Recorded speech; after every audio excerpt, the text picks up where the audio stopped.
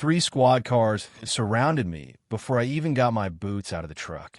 And no, I'm not exaggerating. Before I even set one foot on the old wooden steps of what was supposed to be my dream lake house, I had sirens, flashing lights, and 3 police officers, all courtesy of a neighborhood HOA, already screaming that I was trespassing on their precious shoreline. You ever have one of those moments where you look around and wonder if someone's secretly filming you for a prank show? That was me, except this wasn't a prank, and the stakes were a hell of a lot higher than some cheap laugh on TV. And look, if you've ever had to deal with an HOA, you probably think you know where this is going. But trust me, you don't. Stick with me, because this story gets weirder and meaner and somehow funnier the longer it goes. Sometimes the truth is so ugly it loops around to being hilarious. So, I'm standing there, truck still ticking from the drive, gravel crunching under my boots. I'd just driven 10 hours straight, most of that with nothing but static on the radio and a thermos of gas station coffee that tasted like burnt hope. But when I first saw the waterman, I felt something shift.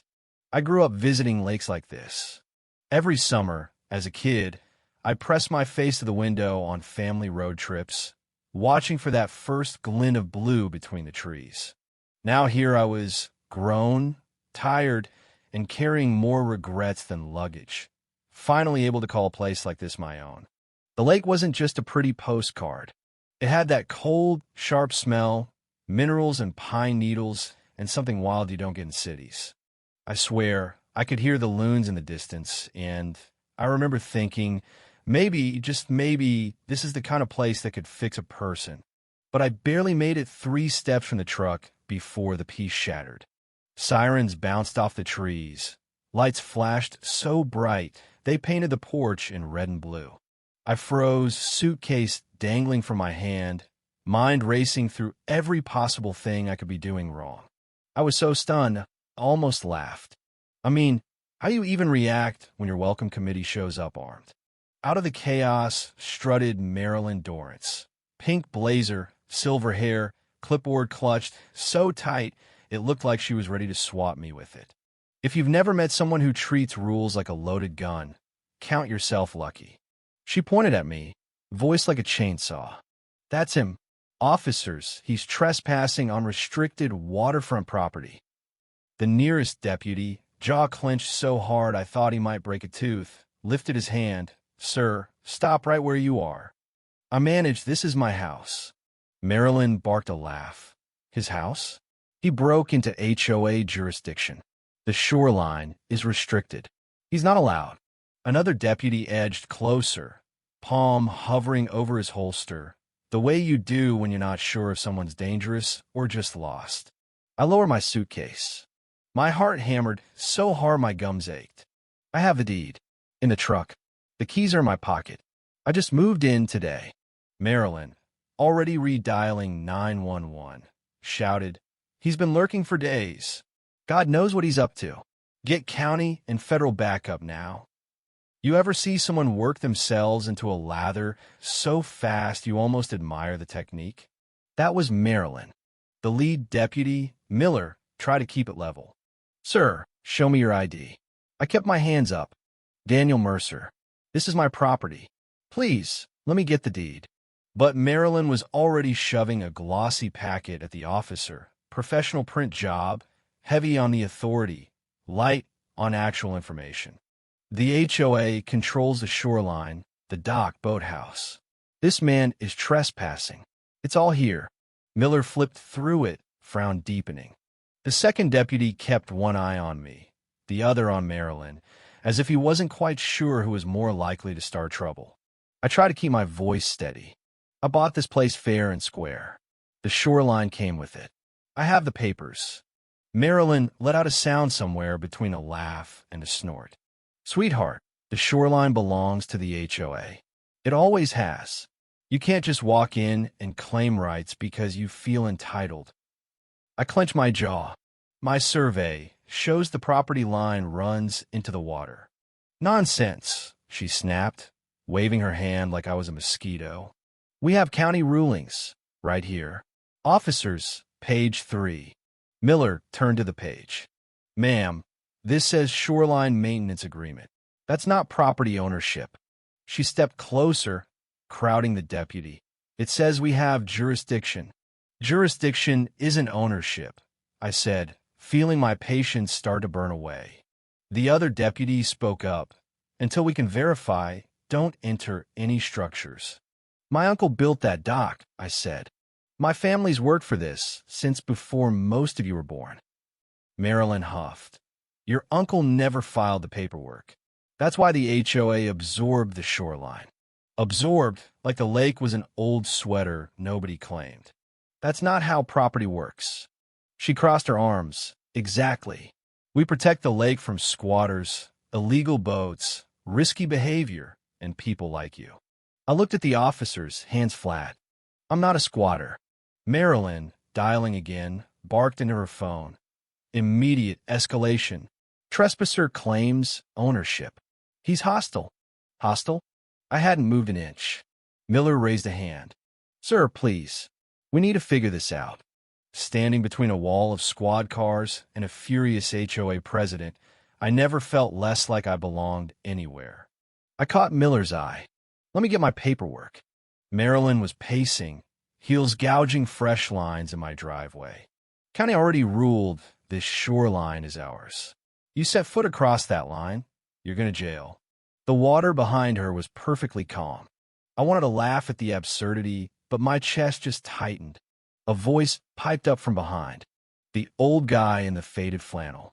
He ambled over, slipped a folded paper into my hand, eyes steady. They did this to the last owner, too. I opened it, a rough, hand-drawn map. Shoreline traced, property lines clear, running straight through the dock, boathouse, right into the lake. Marilyn noticed, stepped back. What's that? A problem. For the HOA. I took a breath, then walked to my truck. Inside the glove box, my closing folder, the envelope from the previous owner's niece, stuff I'd barely glanced at. I pulled everything out, laid it on the hood under the stares of a growing crowd. Original deed. Survey maps. County seals so old they looked hand-stamped. Every single map agreed. The dock, the boathouse, and yes, the water itself, all part of my parcel. My heart started thudding for a new reason, vindication. Marilyn blanched. Those are outdated. The land was reclassified. I laid out 3 maps. 1978, 1954, 1940s. All before your HOA existed. The crowd started to shift, whispers growing. Miller inspected the documents. Federal survey, stamps legit. The old guy nodded at me, quiet and sure. The crowd grew as neighbors emerged. Some arms crossed, some with hands over their mouths, all watching the show. Marilyn tried to rally. The HOA filed a claim with the state. By morning, we'll have the marina. That's when a woman stepped forward, heels on gravel. Not a neighbor, an attorney, Leah Conway. She had her own folder, thicker than mine. No, you didn't. Your claim was rejected. And as of 15 minutes ago, the county opened a fraud investigation. Marilyn sputtered.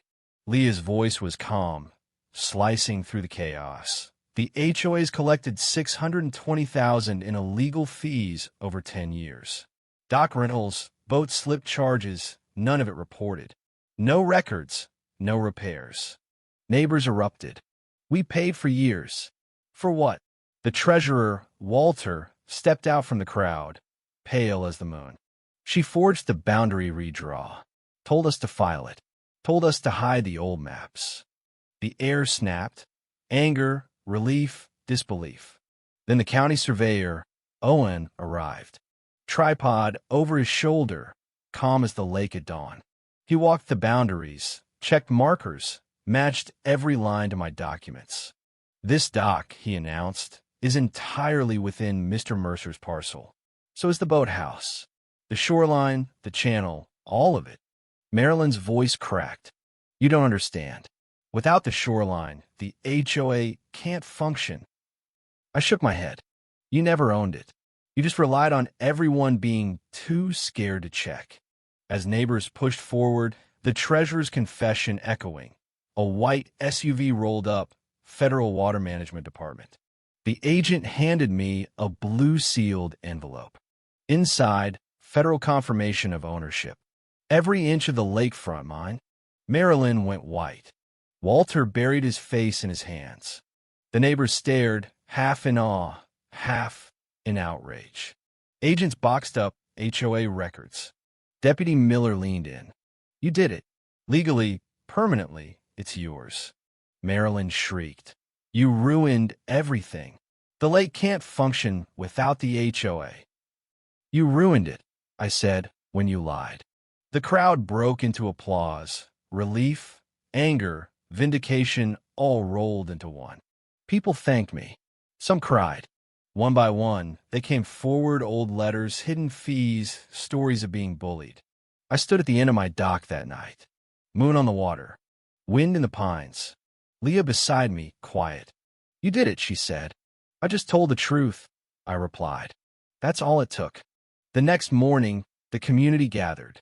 They asked if I'd open the dock to everyone. No more fees, no more threats. I said yes. We formed a real committee, run by the people, not a handful of power-hungry bullies. Kids fished off the dock. Old-timers sipped coffee, sharing stories. For the first time in years, the lake felt like it belonged to the people again. Marilyn? She was gone by sunset, taken for questioning, facing fraud charges. No one celebrated her downfall, but no one missed her either. And me?